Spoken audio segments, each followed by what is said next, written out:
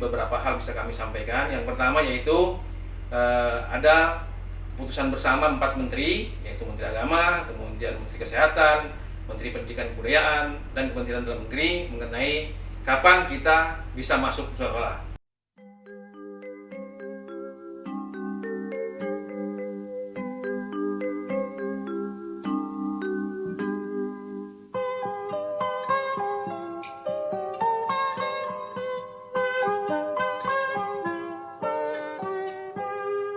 Pagiku cerahku, matahari bersinar, ku gendong tas merahku di pundak.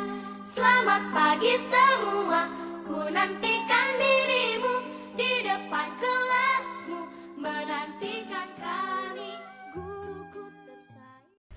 Bismillahirrahmanirrahim. Assalamualaikum warahmatullahi wabarakatuh. Waalaikumsalam warahmatullahi wabarakatuh. Ya, Alhamdulillahirrahmanirrahim, kita bertemu kembali di bincang-bincang bersama Kepala SDIT Nusinan Nunukan, Ustazah Arimelawati SPD, dan bersama saya Bapak Komite SDIT Nusinan Nunukan, yaitu Bapak Johansyah SPD.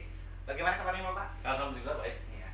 Jadi kami di sini ingin sedikit berbincang-bincang, bukan sedikit, banyak ya. Banyak kami mau berbincang-bincang terkait dengan pembelajaran ke depannya selama pandemi, dan termasuk apa saja perkembangan terbaru terkait dengan situasi terkini dan tentunya untuk kemajuan sekolah juga.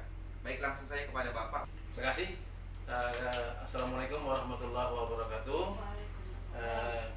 Terima kasih atas kesempatan yang diberikan oleh moderator yang terhormat Ibu Kepala Sekolah yang baru, Ibu Armila SPD, yang baru beberapa waktu lalu dilantik untuk menggantikan Pak Safarudin untuk mendidik di sini dan mengkomandoi SDIT Nusina agar mungkin ya ke depan bisa lebih baik. Kami sebagai komite sangat mendukung itu.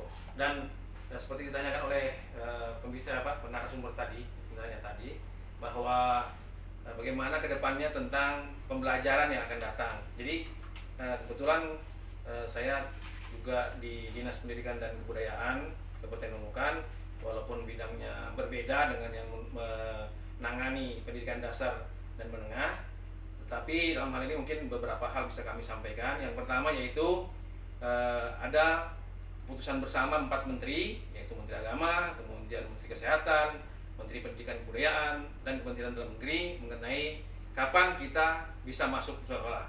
Jadi menurut peraturan bersama itu bahwa pembelajaran tetap dimulai bulan Juli. Jadi pembelajaran, nah artian pembelajaran itu adalah tahun pembelajaran tetap, tahun pembelajaran untuk 2020-2021 itu dimulai pada bulan Juli, yaitu pada tanggal 13 Juli itu sudah mulai pembelajaran. Tetapi dalam hal ini, karena dalam situasi seperti ini, situasi COVID-19 ini, maka pemerintah mengatakan bahwa untuk yang boleh melaksanakan tatap muka hanya di zona hijau. Sedangkan zona kuning, oranye, merah, mungkin ada yang hitam gitu ya, itu belum boleh melaksanakan pembelajaran dan belum ada tatap muka. Nah, ini sekarang dikuatkan dengan keputusan dari baru-baru ini dikeluarkan oleh pemerintah Kabupaten Nunukan, yaitu surat edaran Bupati nomor 134/338/Umpro/7/2020 tentang penetapan penyelenggaraan belajar dari rumah TK, PAUD, RA, SDMI, SMP, MTS, dan kesetaraan tahun pembelajaran 2020-2021 Kabupaten Nunukan.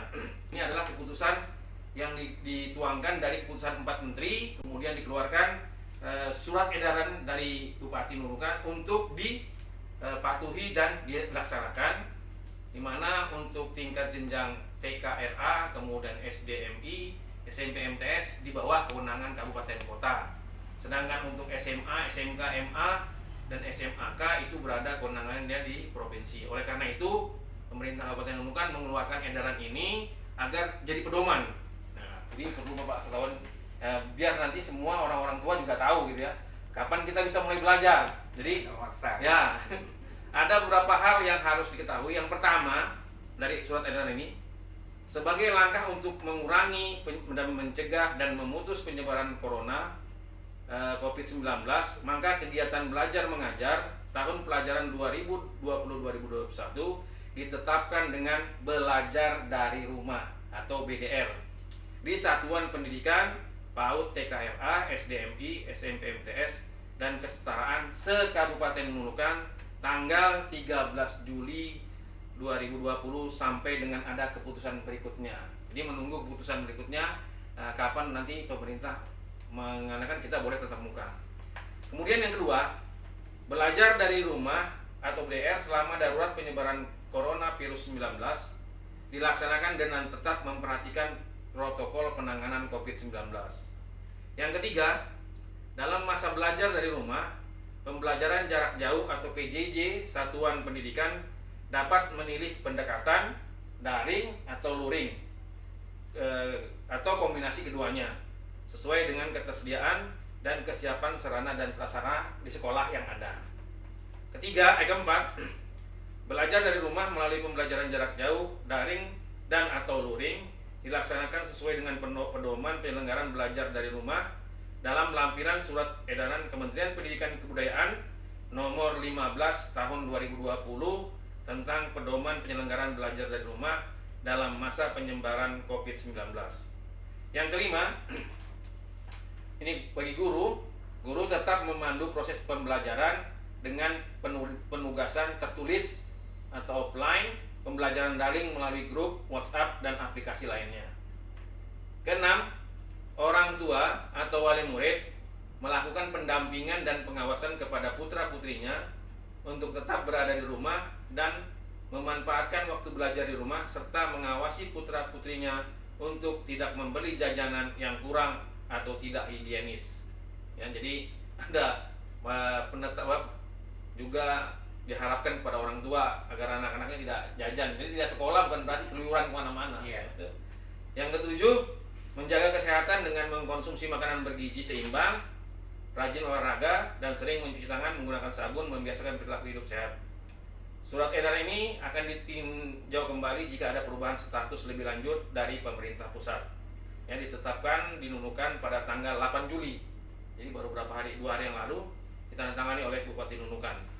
Jadi ini surat edaran yang sudah kita terima yang wajib kita ikuti. Jadi sebenarnya kita masih karena masih zona kuning, jadi belum ada boleh pembelajaran tatap muka sampai nanti ditentukan oleh pemerintah kabupaten melalui gugus tugas. Kalau mereka sudah katakan kita boleh mulai pembelajaran, maka disitulah kita mulai menerapkan. Tapi ada beberapa hari yang lalu atau beberapa minggu yang lalu itu penyampaian dari Kementerian Pendidikan bahwa untuk awal yang sekolah itu adalah anak-anak sekolah menengah atas, ya, sekolah menengah pertama. Tapi kalau kita lihat di sini, ternyata pemerintah kabupaten untuk SMP itu mengikut aturan kabupaten. Nah, jadi untuk SMA itu rencananya bulan Juli ini sudah masuk rencananya, tapi itu keputusan SK Gubernur. Nah, kemudian untuk anak SD itu kalau tidak salah itu bulan September.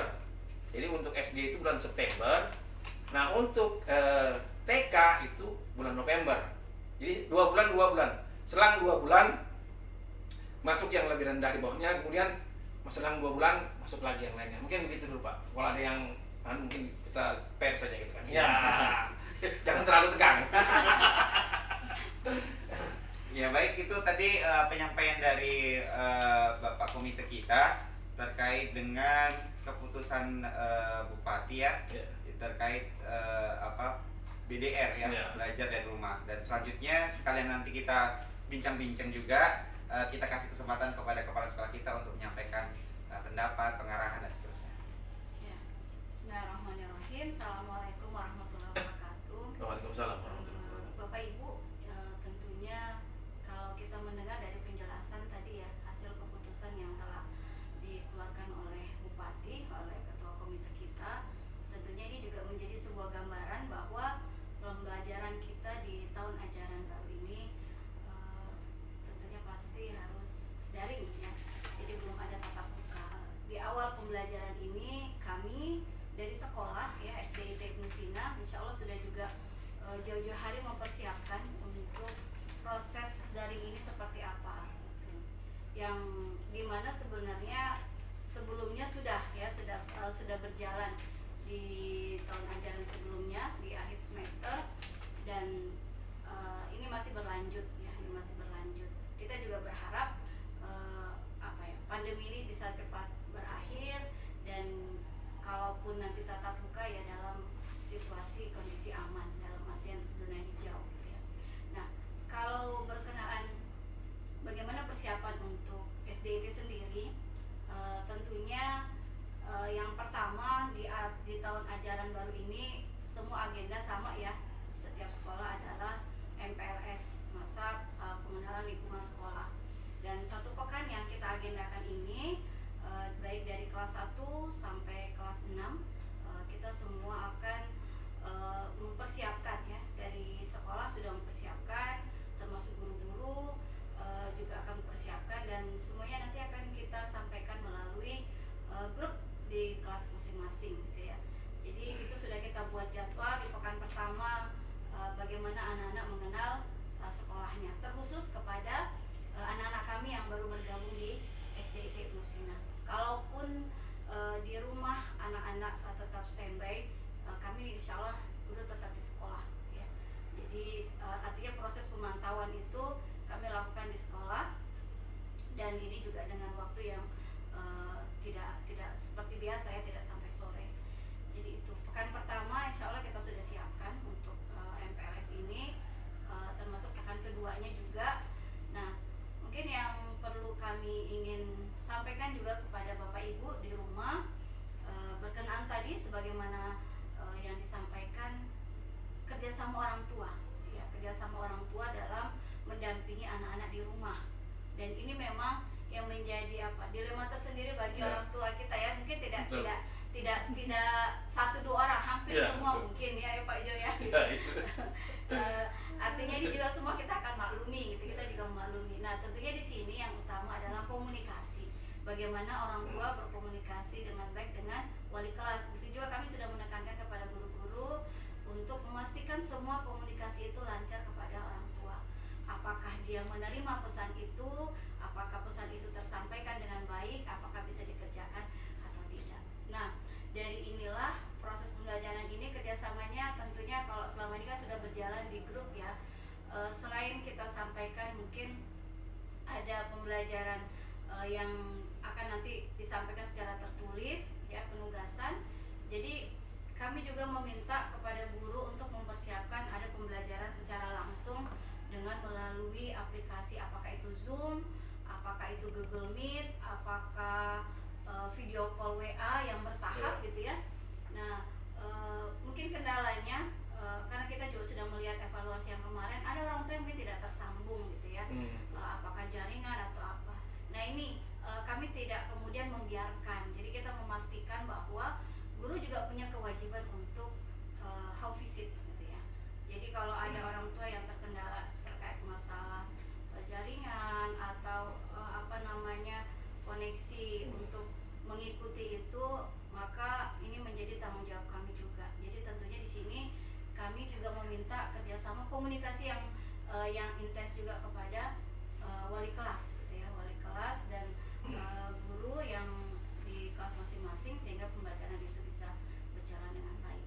Nah, kami nanti coba untuk istilahnya mengevaluasi juga dari sekolah gitu ya, dengan memberikan agenda-agenda kegiatan-kegiatan yang itu bersifat kebiasaan mereka gitu ya, adab, akhlak yang ditanamkan, sehingga bukan hanya sekedar dia mengerjakan tugas gitu. Misalkan nanti nih tugasnya dikerjakan gitu ya, dikumpul sekian, tapi tidak hanya itu. Tetapi kita mau dari proses ini mereka juga akan terbiasa dengan kebiasaan-kebiasaan dari ibadahnya ya, kemudian akhlaknya gitu. Jadi kami juga sudah berpesan kepada guru bagaimana membentuk mereka, walaupun ya kita juga akan mencoba meramu yang bagaimana caranya membentuk itu dari sekolah, dari jarak jauh gitu ya. Karena ini yang perlu baru ini ya. Kalau bertemu langsung mungkin mudah, kita ajarkan, kita beri contoh dan seterusnya. Nah, ini yang mungkin coba untuk kita tekankan kepada guru-guru, buatlah anak-anak itu senang gitu ya, enjoy di rumah,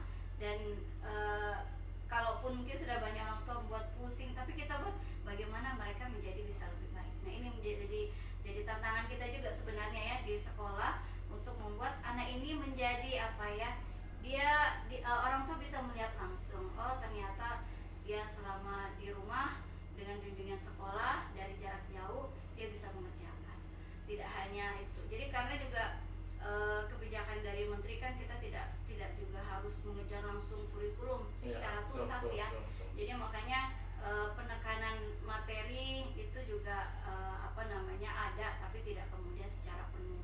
Ini mungkin di sini Bapak Ibu di rumah, kami juga sangat berharap kerjasamanya dan juga mohon doanya semuanya juga bisa dalam keadaan sehat ya, baik anak-anak juga, keluarga kita, dan semuanya kami juga dimudahkan guru-guru di sekolah dalam melaksanakan tugasnya. Tentunya keinginan kita bersama membentuk anak-anak kita menjadi anak-anak yang anak-anak yang berilmu, yang berakhlak, dan juga tentunya beriman ya, dan bertakwa itu bisa kita raih walaupun dalam kondisi yang seperti ini. Tentunya tidak lepas dari doa orang tua dan kita semua, insya Allah.